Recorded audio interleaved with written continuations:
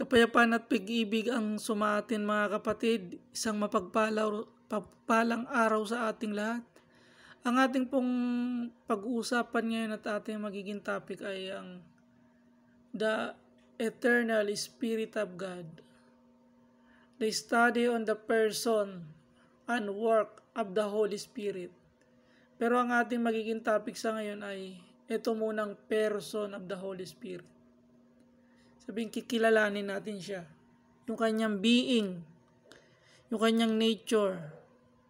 Kasi ang Ama, kalagayan ay Ama.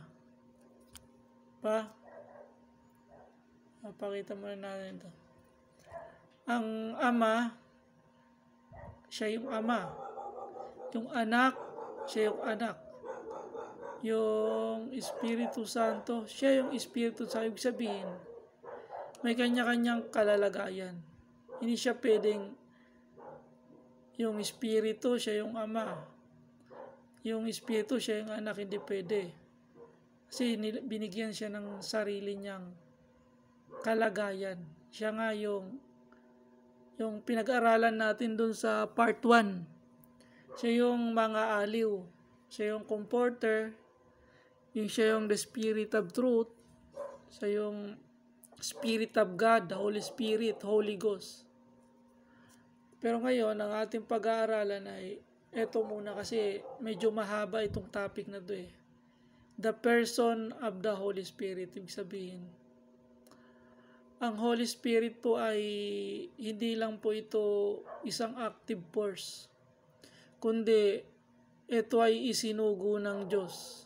Sabi kung si Kristo isinugo ng Diyos, ito rin ay isinugo rin siya ng Diyos. Basahin natin dito sa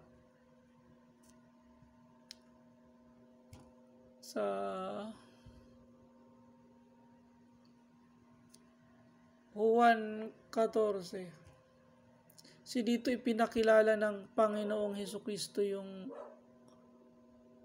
banal na Espiritu. Sabi dito ni Kristo, ako'y dadalangin sa Ama at kayo bibigyan niya ng ibang mga aliw. Yung mga aliw na to, ito yung Holy Spirit upang siya'y sumainyo magpakailanman. Sa 17, sa makatuwid bagay ang Espiritu ng katotohanan na hindi matatanggap ng sanlibutan sapagkat hindi nito siya nakikita ni nakikilalaman. Siya'y nakikilala ninyo sapagkat siya'y tumatahan sa inyo at sa inyo. Sino ba itong mga aliw na to? Itong Espiritu ng katotohanan. Bababa tayo dito sa 26. Sabi dito, tatapot ang mga aliw sa makatuwid bagay ang Espiritu Santo, nasusuguin ng Ama. Kasi dito, kalagay, susuguin ng Ama. Sa aking pangalan, sabihin, susuguin ng Ama. Kaganina dito, si Kristo yung nagsasalita, sabi niya, ako'y dadalangin sa Ama at bibigyan kayo ng isang mga aliw. Sabihin, susuguin din ito ng ating Panginoong Hesukristo. So dito sa 15, sa 15:26, sabi dito, sabi ni Kristo dito, datapwat pagparito ng mga aliw na aking susuguin. Aking, sabihin, yung anak, sinugo niya, yung Espiritu, suguin niya. Dito naman sa 26, sa 14, sabi dito, sa makatuwid bagay ang Espiritu Santo na susuguin ng Ama. Kaganina susuguin ng ni Jesus. Ito naman susuguin ng Ama. Ngayon,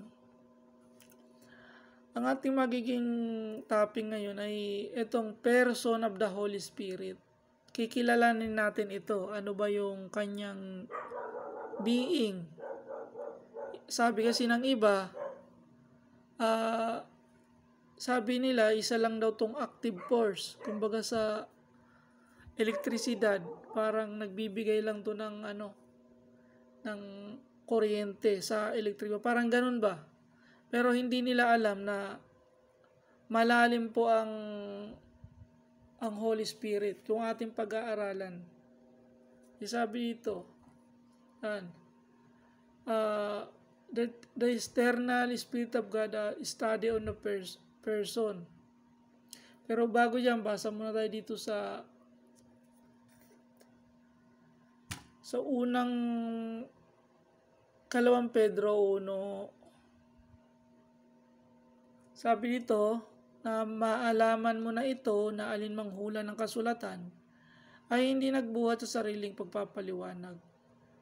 Sapagkat hindi sa kaloob ng mga tao dumating ang hula kailanman, kundi ang mga tao ay nagsalita buhat sa Diyos na nangaudyo ka ng Espiritu Santo. Ibig sabihin, itong Espiritu Santo na to na susuguin ni Kristo at susuguin ng Ama ay siya yung magpapatotoo at magpapaalaala sa atin ng mga bagay na ginawa ni Kristo dito sa lupa nung nabubuhay pa siya. Ibig sabihin, lahat ng kanyang narikita at narinig. Sabi dito sa Juan, sa 14,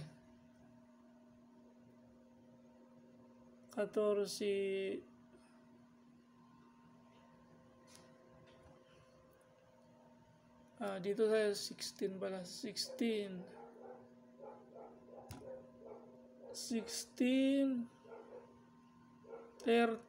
Sabi dito, gayon may kung siya ang Espiritu ng katotohanan ay dumating ay papatnubayan niya kayo sa buong katotohanan sapagkat hindi siya magsasalita ng mula sa kanyang sarili, kundi anumang bagay na kanyang marinig.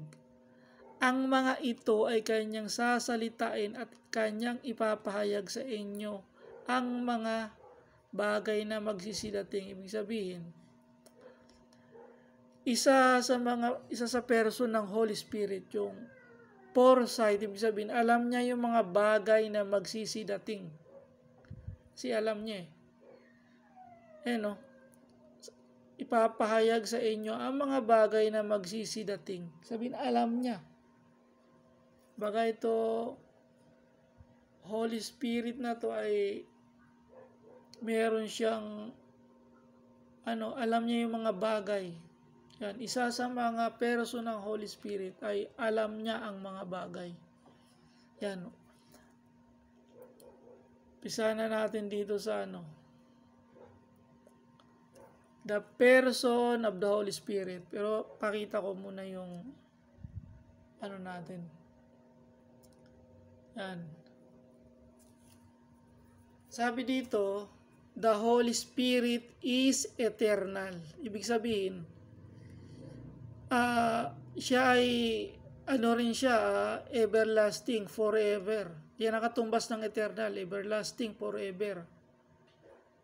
Pero bago yan, basahin muna natin dun sa kasi sinabi na to ni Kristo Dito muna tayo sa 14. Sinabi na to ni Kristo, pinagpaunan niya na to. Sabi dito sa 14:16, and I will pray the Father, and He shall give you another Comforter, that He may abide with you forever. Ayan ang nakasulat, forever. So, yung tingnan natin dito sa English Standard Version, nakalagay dito, I will ask the Father and He will give you another helper. Kasi doon sa King James, Comforter. Ito helper. To be with you forever. Kung papansinin natin, ang Holy Spirit ay eternal. Sabihin, walang hanggan din. Yan ang kanyang person. Walang hanggan din. Kung ang Ama, walang hanggan.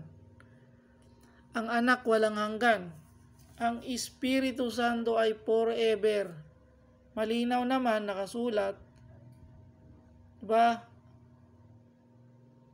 Kung dito tayo magbabatay sa Biblia, kasi yung iba nagsasabi, hindi daw ito wala daw itong pagka-Diyos. Pero dito nakasulat, upang siya'y sumainyo magpakailanman. Biruin mo, magpakailanman. Tingnan mo, si Kristo. Sabi ni Kristo, ako isa sa inyo magpakailanman, kasi si Kristo nga yung Alpha and Omega. Tingnan nyo bago siya umakyat sa langit. Sabi dito, na ituro nyo sa kanila ganapin ang lahat ng mga bagay na inutos ko sa inyo, at narito ako'y sumasa inyong palagi hanggang sa katapusan. Sumasa inyong palagi. Sumasa inyo. Sabihin, itong Holy Spirit na to ay magpakailanman. Basa naman natin, eternal siya. Diba? Sabi ng ating Panginoong Hesukristo, upang siya'y sumainyo magpakailanman. Magpakailanman, ano ba yung magpakailanman? Walang hanggan din yun. Everlasting, forever. Diba? Pero punta na tayo dun sa sa Hebreo. Ito yung isa sa mga person of Holy Spirit. Kasi kung ang Ama ay walang hanggan, ang Anak ay walang hanggan, ang Espiritu Santo ay eternal. Sabihin, eternal siya. Magpakailanman siya, walang hanggan siya. Basahin na natin dito sa Hebreo 9:14. Sabi dito, gaano pa kaya ang dugo ni Kristo na sa pamamagitan ng Espiritu na walang hanggan, sa pamamagitan ng Espiritu na walang hanggan ay inihandog ang kanyang sarili na walang dungis sa Diyos, ay maglinis ng inyong budhi sa mga gawang patay upang magsilingkod sa Diyos na buhay. Sabihin, siya ay eternal.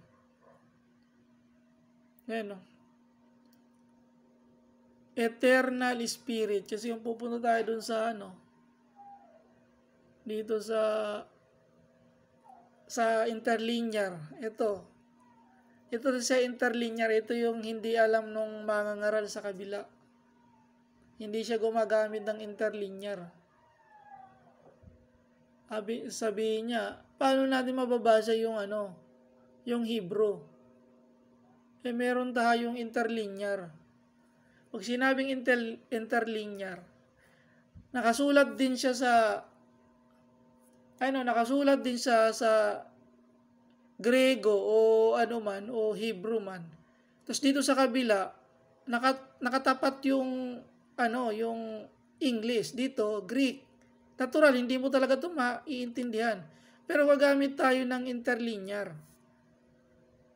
Kaya nga may interlinear tayo, Interlinear, puntahan natin yung yung Hebreo. Yung sinasabi doon na eternal spirit. Natin yan. Sabi dito sa 14.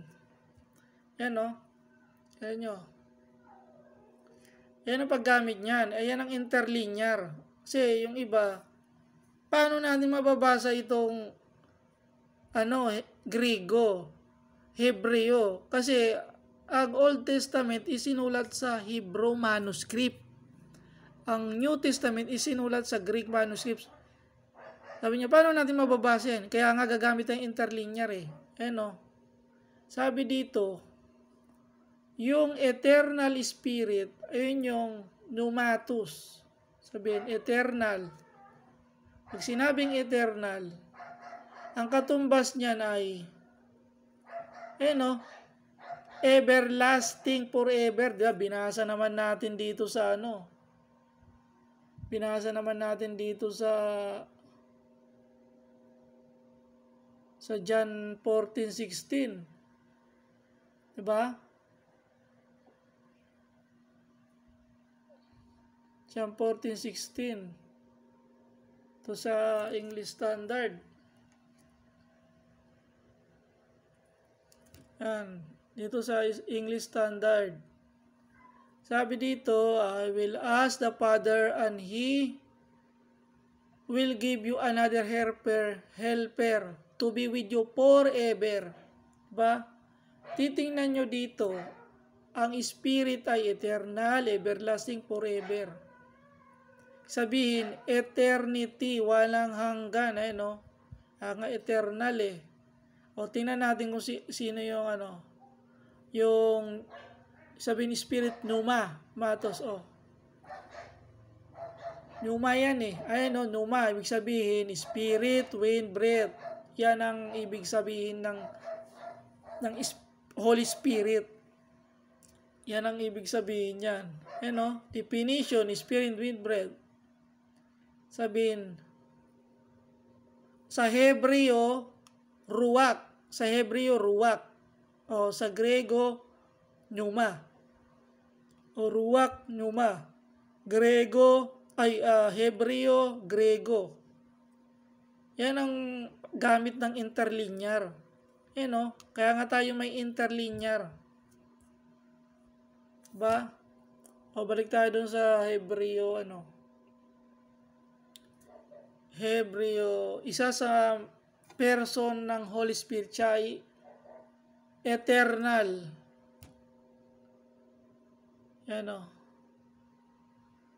Sabi dyan, how much more will the blood of Christ, who through the eternal Spirit, is eternal Spirit. Hindi ho ito si Kristo. Sinasabi dito sa Tagalog,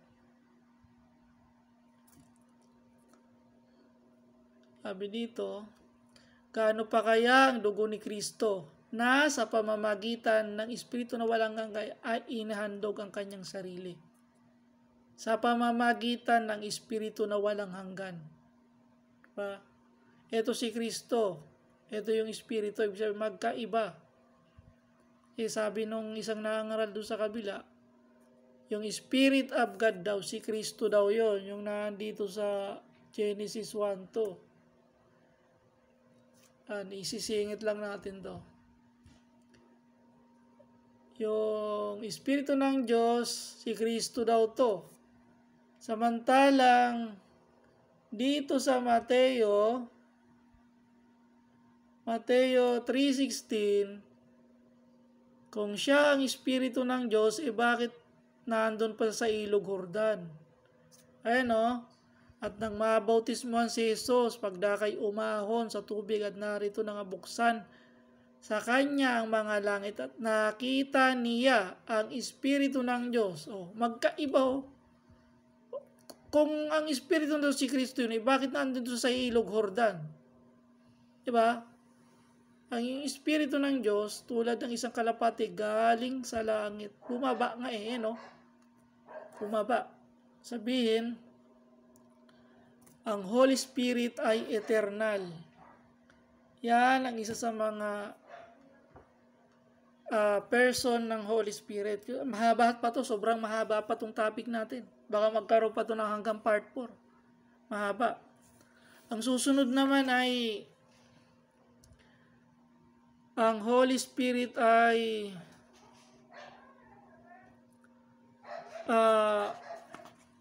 alam ang lahat ng mga bagay. Ibig sabihin, ang Holy Spirit ay all-knowing. All-knowing. Sabihin, alam niya lang mga bagay. Kahit yung mga bagay na ng Diyos. Mabasa tayo dito sa 1 Korinto. Ito, bibilisan na lang natin ito. 1 Korinto 2:10 hanggang 11 tayo. Sabi dito, Sabi dito, ngunit ang mga ito ay ipinahayag sa atin ng Diyos sa pamamagitan ng Espiritu, sapagkat nasisiyasat ng Espiritu, nasisiyasat daw ng Espiritu ang lahat ng mga bagay, ang lahat ng mga bagay, ang malalalim na mga bagay ng Diyos. Alam niya yung bagay ng Diyos eh. Sabihin, alam niya yung nasa loob ng Diyos, yung ano ng Diyos, yung iniisip ng Diyos. Kasi yung Holy Spirit, Diyos din to, eternal nga eh. Dito sa 11, sapagkat sino sa mga tao makakilala na mga bagay ng tao, kundi ang espiritu ng tao. Sabihin, tayo yung tao, siyempre yung sarili natin, ang alam natin ang sarili natin. Kasi meron tayong espiritu din. Nasa Kanya. Ngayon din naman, ang mga bagay ng Diyos ay hindi nakikilala ng sino man maliban na ng Espiritu ng Diyos. Ibig sabihin, maliban na ng Espiritu Santo, yung Holy Spirit, yung mga aliw, alam niya yung malalalim na bagay ng Diyos. Yan, isa yan sa mga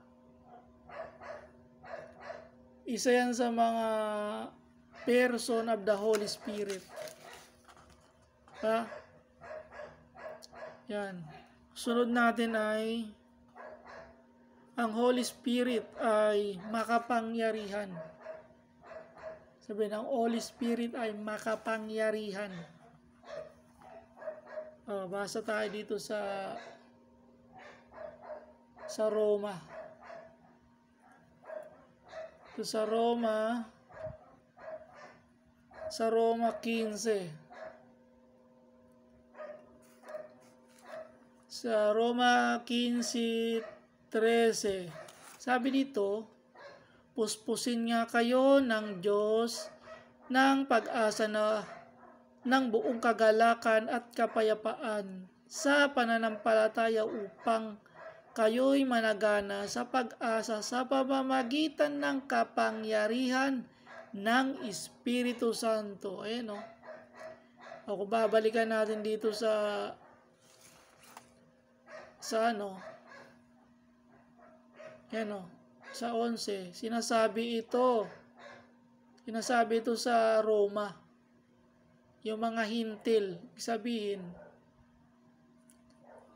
pupuspusin nga kayo ng Diyos ng pag-asa ng buong kagalakan at kapayapaan, sa pamamagitan ng kapangyarihan ng Espiritu Santo. Napakalinaw. Sabi ni Pablo yan sa mga hintil sa Roma. Sa Roma. Nababa natin konti para makita. Sa Roma. Sabihin, ang Espiritu Santo ay makapangyarihan din. Babasa pa tayo dito sa sa hukom. Hukom 14. Hukom 14:19.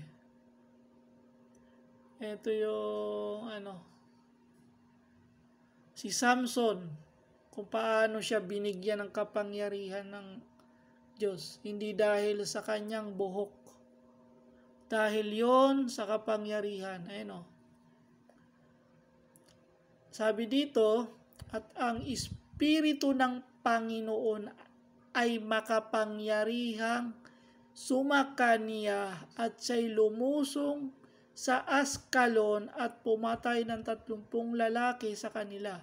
Si Samson ito. Si Samson po yan. Lagyan natin ng highlight. Hindi dahil sa kanyang buhok ito. Sabihin, dahil ito sa Espiritu ng Panginoon. Sabihin, the Spirit of the Lord. Sabihin, Holy Spirit, Holy Ghost, Spirit of God. Yan. Ay makapangyarihan sumakanya. Makapangyarihan pala yun. Diba? Noong unang sa Old Testament na mga banal, tinutulungan pala sila ng Espiritu Santo ng Diyos. Ba? Ngayon, ano pa yung yung person ng Holy Spirit? Ano pa yung person? Ang Holy Spirit po ay lumalalang. Kung babasahin po natin ito sa Genesis 1:1-2, sabi dyan, yung Espiritu ng Diyos ay sumasa ibabaw na ng tubig. Sabihin, gumagawa na siya.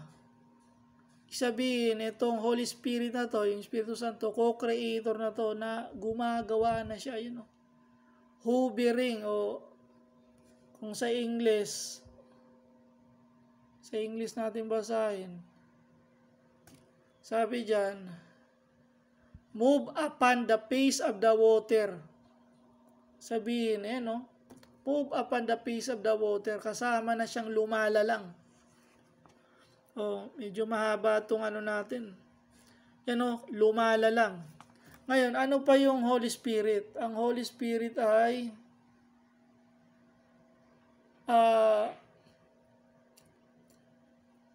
nasa lahat ng dako. Ibig sabihin, nasa lahat ng dako siya.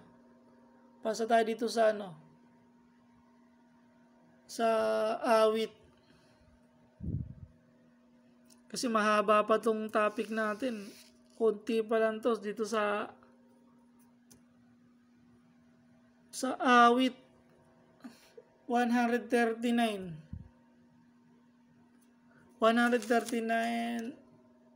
7 hanggang 11, hanggang 10 lang tayo.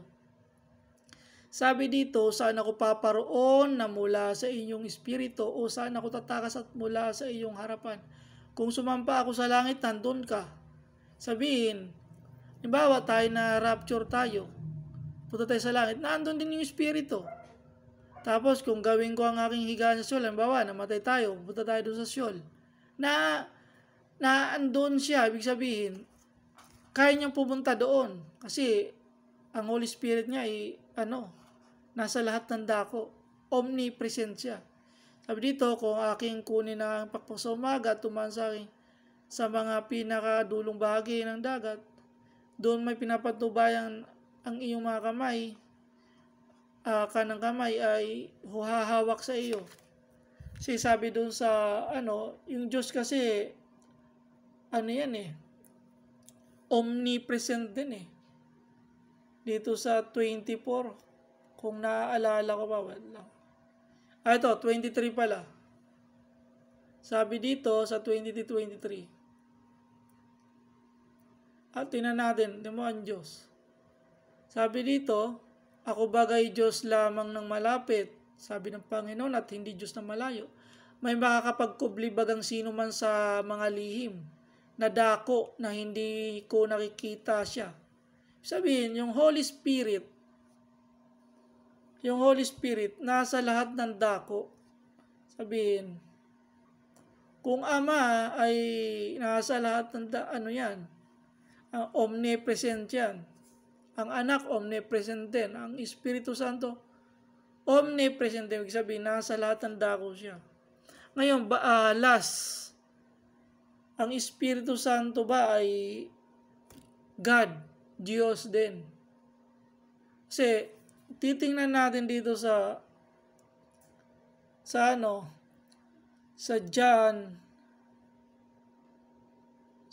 15. Sa John 15:26, tinan nyo kung gagamitan lang natin ng logic. Gamitan natin ng logic. Sabihin, biblical logic. Sabi dito, tatapat pagparito ng mga aliw na aking susuguin sa inyo mula sa Ama. Ayan mula sa Ama. Ang Ama, Diyos O saan galing yung mga aliw? Sa Ama.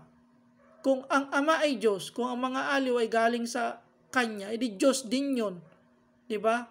Sa makatuwid bagay, ang Espiritu ng Katurunan nagbuhat sa Ama. Kung si Kristo ay nagbuhat sa Ama, Diyos.